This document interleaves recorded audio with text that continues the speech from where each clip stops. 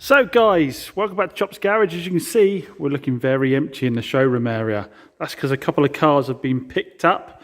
Well, we were full, weren't we? But a couple of cars have been picked up and gone. A few other cars that were sold from within it that were prepped have gone down for their MOTs and their servicing. We got some more parts here for the infamous Polo. So if you remember, we had a Polo in here that we did cam belt water pump on it, heater, fan, resistor, and the, what was the other thing we did on it? The vacuum hose motor, whatever it was, a relay, I can't remember exactly what it was now. Well, it's just gone down for its MOT, and after spending all of that money, it now needs a load of stuff for its MOT. We've got a new shock absorber going on, we've got some bushes going on, we've got 2 tyres going on it. As I said before, if you're going to do things properly in this game, it can be a fortune. You can see why, realistically, on a car of that age, the thing to do would have been to get the MOT done and do the MOT work advisory free. But in terms of the cam belt, say to the person that's a servicing item, we'll get it done, but do you want to contribute towards it or take away with it, you know, as is? I can understand why the garages do that, because realistically we're getting down to very low money on that car now to do it with all of that work included.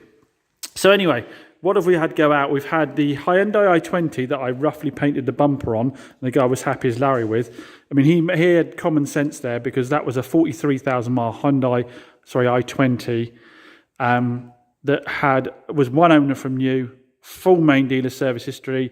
It just had faded paint. But when you're buying a 2011 car, 2011 wasn't it? Yeah, when you're buying a 2011 car for $3,000, don't worry about whether the bumper's slightly discoloured, worry about the mechanicals. Flew for its MOTs, no problems at all. His part exchange, we're going to have a look at his part exchange in a second. The blue Hyundai i10's gone out to our subscribers. They bought a car from us before and they've part exchanged it back in again. So we're going to go and look at that, and you're going to like that car's back, I'm sure. And we'll have to have a chat about what we're going to do with that as well. So let's have a look at the part exchanges, because I know you like the part exchanges. So here it is, the Fiat 500. We've got this Fiat 500 that's coming against the Hyundai i20. Now this is a bit of an interesting one, because this car was bought less than a year ago, and a chap bought it from a place that calls itself Part Exchanges Direct or something. Their paperwork has no mentions of warranties or anything like that. The car was dirt cheap. He bought it for something like £1,400 apparently, but then paid an extra 300 quid for them to fit a cam belt to it. So it's a bit like the example I'm giving. You do the car cheaper and then ask people if they want that kind of prep done or not. But it immediately started to have some problems on it, and we'll have a look at those in a minute. It's obviously not in the best condition. I would guess if you strip these graphics off and machine polish it, look okay. Because the graphics are faded, it looks bad. Best thing to do would be whip them off and machine polish the bodywork. But you've got, it's just, yeah, it's got a sport bumper on it. It's got lounge alloys on it, but it's got a pop interior. I've got a feeling it might be cat, this one actually. I won't lie, I haven't done the check on it, because we got it cheap enough and sold it on to someone straight away as it was. So I won't lie, I was probably a bit I should have done the check on it, but we'll hop online and actually double check that in a minute. But I don't think a lot of stuff was disclosed to this guy when he bought it. It was an older chap.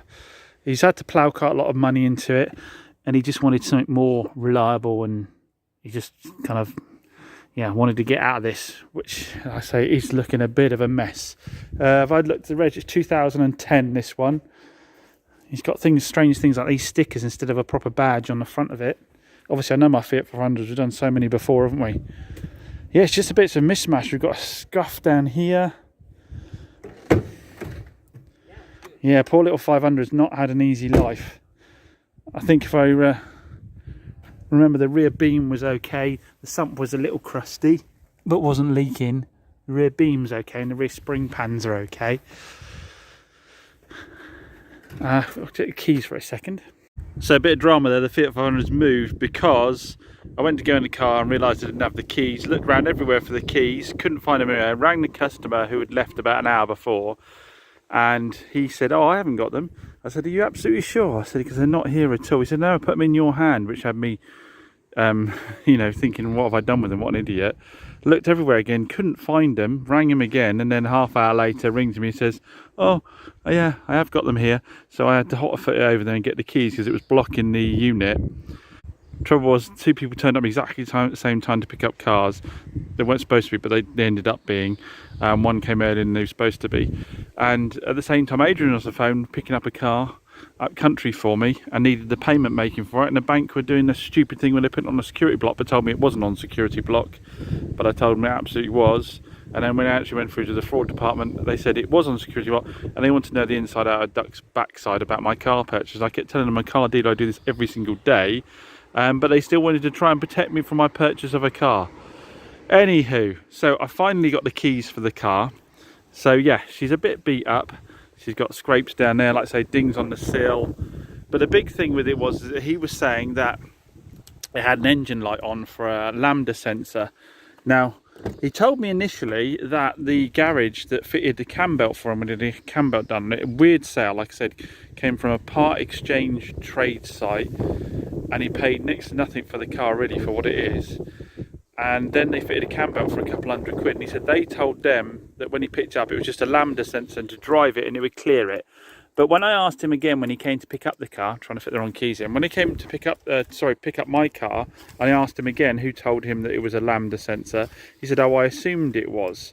So I'm not sure what's really going on there. So we've got 119,000 miles, and if we start it up,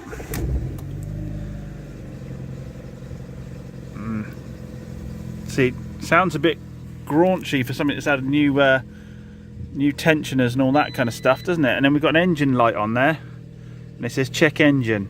So when I last checked it, it came up as a crank position sensor. Now, what can happen with these is after a cam belt, they can need a phonic relearn, but I don't know, it could be they've knocked the cam sensor, I don't know. Let's plug it in again and have a look. We've got something new to use today to try this out. We've got an Auto Fix. This is another one of the companies that decided they'd like to get involved with Chopped Garage and the raffle. So this is something we're planning on giving away in a future raffle. But we're going to give it a go today and see how we get on with it. It is, I've already a little sneaky look, and I have to say it is the most attractive of all the diagnostic machines. Not that really makes any difference at all when you're doing these kind of jobs. But it's super slimline. I've got a hold of the manual there as well. It's super slimline, and it's a separate dongle again, but nice little feature on this one. Don't know if I've got it charged up enough to show you. Not quite yet, I need to get some charge in it. This one does actually have a torch on there as well, so that when you're looking for your I might need to charge it up first actually, but when you're looking for your ABD2 port, you've got a little torch to have a little look around in. Now to do the phonic relay, the engine needs to be up at operating temperature, so I'm going to leave it running. Now with these 500s, your USB is just down at USB, your OBD2 port is just down there. You can see this panel here is not fitted properly either. That's been off at some point. So the pack here, we've got a plug, and we've got the charger, which has some other USB ports on there as well to allow you to charge other stuff up at the same time, presumably. We've got a nice clear screen on it. So we've got diagnostics, service for resetting, settings, data manager because you can store photos and videos on the tablet as well. Battery test, you need an additional plug-in for the battery tester. And then you've got your updates. You've got 2 years worth of free updates on this. VCI manager, I can't quite remember what VCI manager is. I did have a quick look before. Oh yes, this is tell you what devices you've got connected to the unit. And then you scroll on to the next screen, you've got support, OME authorization, remote desktops.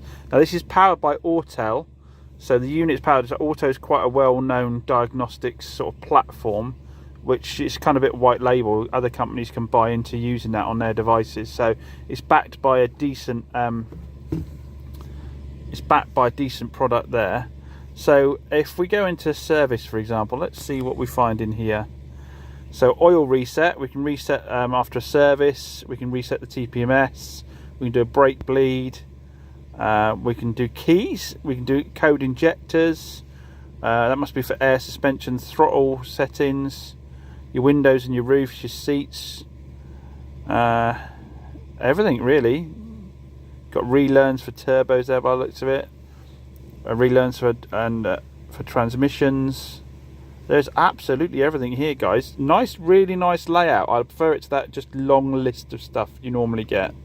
Right, there we go. Didn't take too long to do the diagnosis.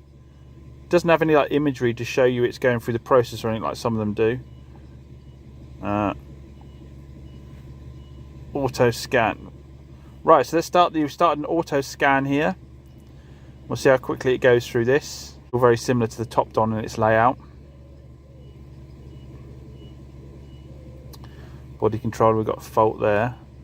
Could be low battery, that we might need to clear some codes first.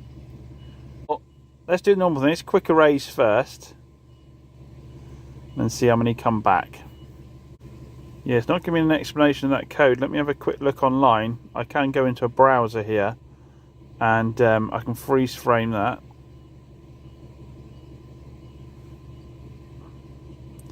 Event counter 28 times, so that means it's seen that 28 times, that code, I believe, if that's correct. Correct me if I'm wrong below. Search, what search did it? So a quick look at that. Oh, okay, that's going to do it for me straight away.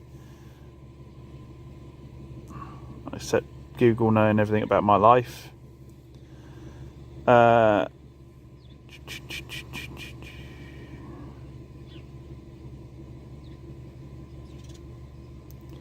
Is about a shifting timing solenoid malfunction. This is all very familiar. We're looking for engine operating temperature. I'll just get water temperature. Engine water temperature. 82 looks a little bit low, I think. It needs to be a bit higher than that. I think it needs to be in the 90s. Here we go. Phonic wheel, absolute angle, camshaft front. I don't know what the right value should be here, but we can look that up. Camshaft level. Phonic wheel not synchronized off. Phonic wheel synchronized on. Let's have a look at that. I will stress this point, as always, I haven't a clue what I'm doing. But that's why I think these tests are good, because I'm not putting myself out there as a specialist or anything like that. There's the values for the camshaft position and so forth, so perhaps someone who's a bit more knowledgeable can tell me what all that means. I'll do a bit more research as well, but my gut tells me that if it was the actual camshaft sensor, it would just say the camshaft sensor was faulty. Possibly, correct me if I'm wrong, but I think perhaps their timing might be out when they put the belt on, which the car's running okay. It wouldn't actually be the end of the world to pull the timing cover and retime the engine. There doesn't seem to be any damage done or anything like that. It's not that badly out. These actually are very forgiving, these 1.2s. But I could be wrong, it could just be the sensor itself. If we can do a phonic relearn, we might be able to get rid of that light, but normally it flashes, doesn't go solid. Normally it flashes when it wants to phonic relearn. I know it's flashing on camera, that's just the camera. It's solid on the actual screen. So I'm not sure what it's doing. He left me a load of servicing kit. He obviously intended doing some servicing. I've got an oil filter there, it's all Bosch stuff. Cabin filter, the works is all there. But now I have already traded this out to somebody who's basically a bit of a scrap dealer, so I don't know what his plan on doing with it is. I just got my money back out of it again for safety, because I didn't think there was any real money to be made out of it. Well, it's quieting down a bit now, that. But if I can get rid of that engine light for him, it'll be doing him a bit of favour, and I'm also interested to see as to whether that's what it is or not. So let's have a little look-see. But I know with these that even with the software you have to manually do the relearn. So anyway, we know the engine temperature's where it is. We'll give it a quick go.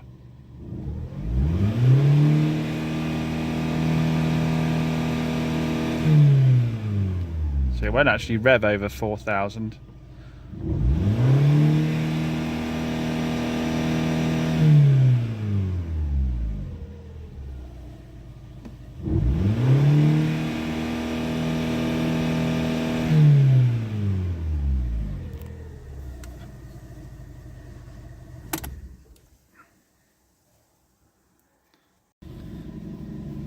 Yeah, it's still there. It normally does it.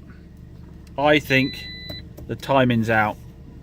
I think the timing is out from when they did the cam belt, or they've knocked the crank sensor or done something, because that would normally flash. As regards our auto fix, well, I really like it. It's really easy to use. I'd say it's as easy to use as the Top Don. It's really, as I said, slimline, nice looking bit of kit. You've got 2 years worth of free updates on it. You haven't got a big old cable hanging around. which can be a bit of a pain in the bum with some of the other ones. I like the addition of the little torch on the end, which I need to charge up. I'd like to be able to demo that, but I need to charge it up, because so often you're searching around under a dashboard to be able to find where the actual OBD port is. So yeah, nice bit of kit. As always, we negotiated a discount with them. They're giving a 10% discount off to Chops Garage viewers with the discount code that I'll display on screen now. I'll put a link to their Amazon shop where you can get it in the video description down below. And like I say, we will give this away in a future video. I said we will give this away in a future raffle as well. As regards the 500, like I said, it's not something I want to get involved in at the moment. I've got too much on my plate, so we'll let somebody else take that off our hands and see what they can do with it. Right guys, just a quick word on the taxi raffle. The winners have now automatically been drawn. They've been notified via email. We raised over £3,100 for the Grand Appeal, which is a fantastic result. So the Grand Appeal is a charity that helps families that have got children that are terminally ill. So over £3,100 is going to them. That takes our total over 4,000, I think it's like £4,800, so that we'll confirm it later on, in total for what we've raised over the last two raffles of charity. But the big news is the winner of the taxi decided not to have it. They decided to have the £950 worth of tech equipment instead. So as promised, the taxi is now going to go up for sale, and we're going to be able to benefit another charity with the sale of it. So what we're going to do is we're going to say the highest bid by end of play Sunday is going to have the taxi. So if you were keen on it and you wanted a bit of fun, or you want to grab a bargain, because there's going to be no reserve on it at all, it's going to sell for whatever the highest bid is. Now what we're going to do for that is I'm going to ask you specifically, no phone calls, no text messages, any of that please. Email me. I'll put the email in. It's also on the website. You can look at that banner there. It'll be on the website as well. You're going to email cgcars@jnbhltd.com. That's how I'll put it on the screen as well, with your best offer. Now, what you need to understand before you start sending your offers across is, because we don't have to do this all over again, we want to make sure the sale is solid, is you will need to pay for the taxi within 24 hours if you're told you were the winning bidder. If you don't do so, it'll move to the next person, to the next person, next person, so on. Now the other thing is, obviously, because I'm not putting any minimum price on it, I'm not making any retail margin out of it, we're giving the money to charity. There will be no warranties, no guarantees. It will be sold on a spares and repair basis, unless you're a trader or you own your own business. If you don't own your own business and you're not a trader, it'll have to be sold to you on a spares and repair basis, which means you need to allow for the vehicle being transported as well. So work that into your bid. I say, if you've seen on the video, she's much more than the spares and repair car. She's a great runner driver. I've used her loads, had loads of fun. It's a brilliant vehicle. She's got a little bit of a leaky bum. She'll leave a little bit of oil in the driveway. But other than that, she's a great vehicle and in really good condition for the age. So what we're going to do is the proceeds of that one are going to go to North Devon Air Ambulance. We put something up on Instagram, asked for suggestions, and a lot of people came back with that. And I think that's a great call. So with the net proceeds of that, there will have to be an allowance for tax because it is income coming into the business. But the net proceeds of that will go to North Devon Ambulance. So the taxi is going to end up helping two charities. So, like I say, get in there, email across your bid, and best bid by midnight Sunday wins the taxi. So guys, those of you that watch Chops Garage regularly will recognise this Suzuki Swift Sport. It's the one we sold to our subscriber Adrian, sold in a heartbeat before I even got a chance to advertise it. He'd been looking one for a while, and the reason he wanted one is he'd seen how much fun I was having in my 2006 Suzuki Swift over there somewhere. Having an absolute blast. I love that car to bits. But this is the later one. This is the facelift, and it also has a 6-speed gearbox rather than a 5-speed gearbox. And one thing I've always said about my Suzuki Swift is if you go anywhere other than the back lanes, you're sitting on a dual carriageway on motorway, it's a right little buzz box because the ratios are so low on it. So the change of the gearbox did knock, I think, 0.3 seconds off the 0 to 60 on these. I think it was 8.6 versus 8.3 on these later ones. I think the power stayed the same.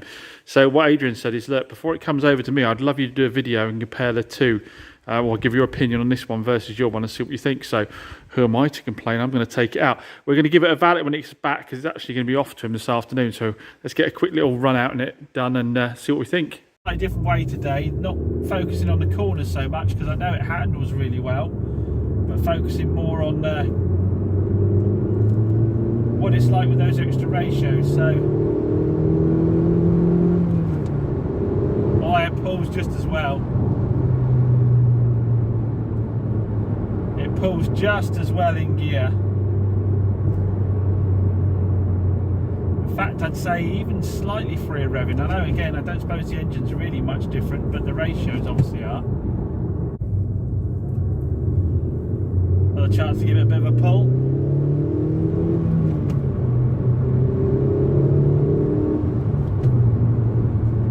They do sound great.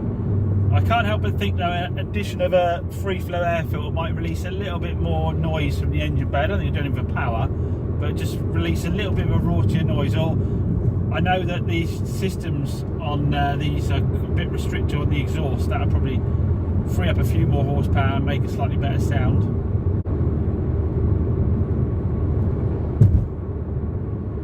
As I always say though, you know, bang for buck, this is about the most fun you can get. I know things like MX-5s are great, but obviously they're cramped and they're small and less likely to be able to do your daily duties. You can do everything this. You can do your shopping, you can commute to work, and then you can go on a track day and have a load of fun. You won't be the fastest car there, but you'll be surprising a few things through the corners and you'll be having a lot of fun while doing it.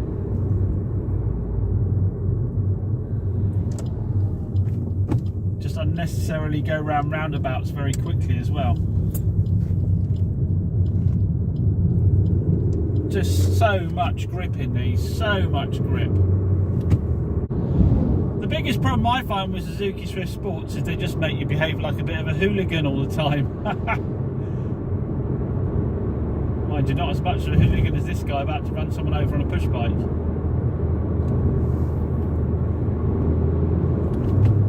Drop it down, get your revs up, get your space, and off you go.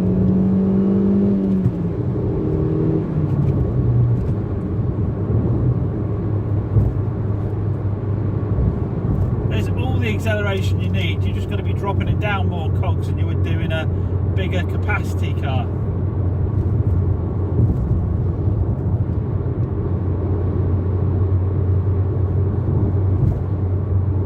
Like I said, when it comes to the corners, you just don't need to brake, you just hold your line, it sits flat as a pancake.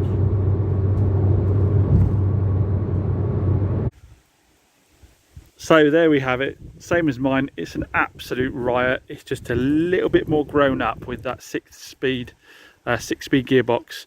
Just lets you get those revs down a little bit and potter along without sitting there buzzing away all the time. Bit nicer inside, a few more toys. I'd say possibly a little bit better looking as well, but probably wouldn't justify me spending the extra money because it's very small percentages really. And you know how tight I am as well. I'll stick with my cheapie for the moment. But no, fantastic car. Loads of fun. I cannot stress enough how good these Suzuki Swift Sports are, whether you buy the earlier ones or this later one.